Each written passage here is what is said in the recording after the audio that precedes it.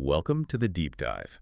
Today, we're looking at something pretty remarkable, a story of, well, transformation, really, all tied to a big family moment. We're talking about King Junior Harris, baby K, turning 1 on November 5th, 2025. And the tributes, especially from his dad, King Harris, wow, they're incredibly raw. They really are. King called his son his savior, my best friend, my everything. So, I mean, that's intense. It's more than just typical new parent joy, isn't it? Exactly. So Yeah. our mission today is to unpack that, specifically King's own words about how his son turned him from a boy to man. Yeah, and this is perfect for a deep dive because the sources we have give us such specific context. We know the timing, we know the emotional backdrop. We're not just marking a birthday here. We're really looking at a public declaration of change, maybe even redemption. Redemption triggered by fatherhood. Right. It looks like a classic case of personal crisis being this powerful catalyst for really rapid change. And the timeline is key. Okay, yeah, let's start there. Because you have this contrast. You've got Nana Janijah Epps. Her message is so sweet, right? Happy birthday to my precious king. Time really flies. Universal sentiment. I really have a 1-year-old. I love you forever, baby boy. It's Yeah. lovely, totally relatable. Totally. Standard heartwarming stuff. But then King's message, it hits different. It feels seismic, like you said. He's explicitly saying his son caused this massive shift. Exactly. Nana's looking at the wonder of time passing. King is looking back at a moment where his life essentially had to stop and pivot. And to Yeah. get the full weight of that, we absolutely have to look at that timeline. Right. Let's nail this down. King was arrested. When was it? October 2024. That's right, October 2024. And it wasn't for something new. It was failure to appear in court for driving charges from 2022. Okay, so old charges catching up to him, and baby K was born. Roughly a month later, November 2024. Wow. Okay, so you have to imagine that. The biggest moment, maybe, of your life is about to happen to your first kid. Yep. And just before that, you're dealing with an arrest confinement. That's intense pressure. It forces a reckoning, doesn't it? And King himself talks about this. He calls it the cell reflection. The cell reflection. Okay. Yeah, and he said something really specific. He said, I remember getting locked up a month before he was born and in the cell thinking about if you and your mama are okay. So his focus wasn't even on his own situation entirely. It was on them. Right. That isolation, probably fear, it zeroed in his focus. The sources suggest, his younger years had some volatility. So this arrest, right then, it wasn't just a legal issue. It was like a final warning shot, just as his biggest responsibility was arriving. Makes sense. Being locked up right before the birth meant changing. It wasn't just a nice idea. It was like survival for his family's sake. He says baby K was who he stayed strong for through tough times. I mean, that's taking this really difficult personal moment and turning it directly into parental motivation. So the crisis explains the why he changed, but the sources also give us insight into the how, right? His actual parenting philosophy now. Yeah, they do. And it's fascinating how he moves from that internal crisis to outlining this external structure for his son. He talks about this kind of duality, being best friends, having fun, which sounds very modern, very involved dad. Very contemporary ideal. But then he immediately pivots. He says, but I'm still your father. Remember his boundaries and a time and a place for playing.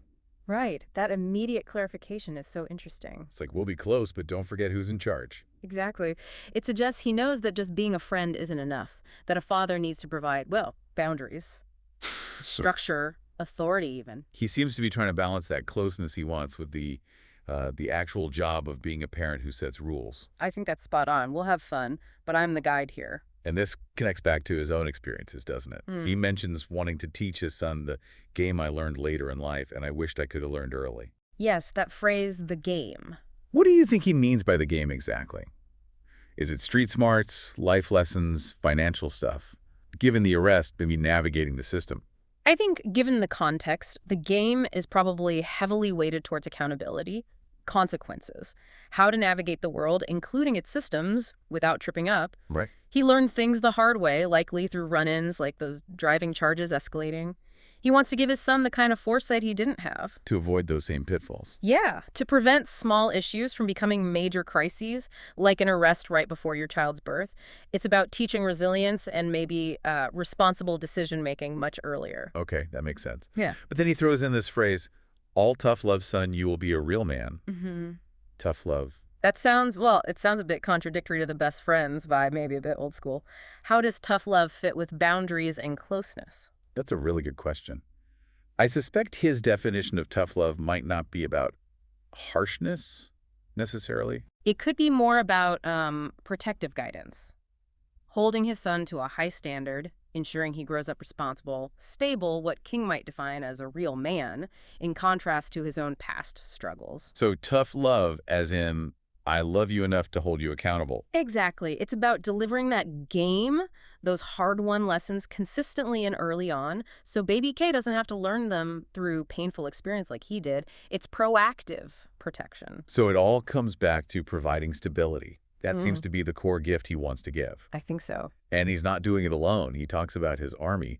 The sources really highlight this support system around baby K. Which is crucial, right? Trying to make a big life change is hard. Doing it as a young parent, even harder. Having that backup, it's vital. And it's a strong army. You've got the grandparents, T.I. and Tiny. Very famous, very involved grandparents. Yeah, Tiny's quote was pure joy. I got myself a grandson. You did it. And T.I.'s a 3-time grandpa now. It shows that family embrace. And they all went to Disney for the first birthday. The parents, the grandparents. Yeah, that Disney trip isn't just fluff. It's a public display of unity, of investing in this new family chapter, celebrating it. And the Harris family, I mean, people know them from reality TV. They've always projected this image of a tight unit, maybe complicated, but built on love and accountability. Absolutely. So baby K isn't just inheriting parents. He's inheriting this whole established family dynamic, warts and all, but one that ultimately emphasizes sticking together. That support network is like external scaffolding for King's internal changes. That's a great way to put it. External guardrails. They help maintain the new direction, especially under the public eye. Okay, so this brings us to King's final vow in his tribute. It really ties everything together, the past crisis, the present change, the future he wants to build. Yeah, it's powerful. He says, thanks for coming into my life and changing it for the better baby K. Now it's my turn to return the favor. Return the favor. That hits hard. Right. He's acknowledging his son saved him, in a way, pulled him back from a potentially worse past. Saved him from himself, maybe. And now his mission is to pay that back by guaranteeing a better future for his son. It's like the ultimate parenting promise. He's essentially saying, I'm trading my old life, the drama, the arrests, the instability for your protection and your stability. Oh. Returning the favor means actively building a positive foundation. Using his own hard lessons to shield his son, it's about breaking a cycle. Ensuring baby K doesn't face those same struggles. He got the wake-up call. Now he has to provide the security. It's a really compelling story when you look at all the pieces. So the key takeaway for you listening is this. We're seeing a very public, documented transformation here. King Harris's crisis, specifically that arrest right before the birth, seems to be the direct spark. The undeniable catalyst. Yeah, and it led to this clearly defined parenting approach focused on structure, accountability, and his version of tough love. The timing wasn't just interesting. It seems absolutely pivotal. It really drove the change. And that leaves us with something for you to think about. If that reflection in the cell, thinking about his son and his son's mother, was the main catalyst, what role does accountability truly play when that desire to change finally slams into the reality of responsibility? Good question. And think about this too. Given King's history, especially with the legal system, and his promise to teach his son the game, what's the absolute first piece of that game you think he needs to pass on to King Jr.? Is it about the law? Managing money? Handling fame? Or something else entirely? Hey. What's the most crucial first lesson from father to son in this specific context? Something to mull over. Definitely food for thought. Think about how timing and pressure can forge change in anyone's life. Sometimes the biggest challenges create the strongest foundations. Thanks for joining us for this deep dive. We'll see you next time.